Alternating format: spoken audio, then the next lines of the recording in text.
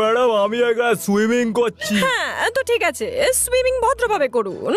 Cosmetics এর দোকান, পাপ্পু ফুচকাওয়ালাকে ব্যবহার শেখাতে হবে না, এনজয় করতে তো দে।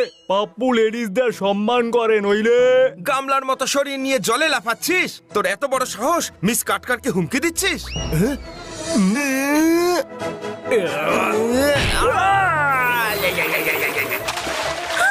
ওই দেখো, স্যারকে কেউ মারছে।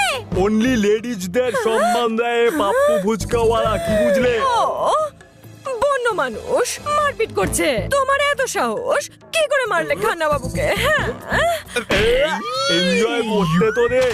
ছাড়বো না, চলো।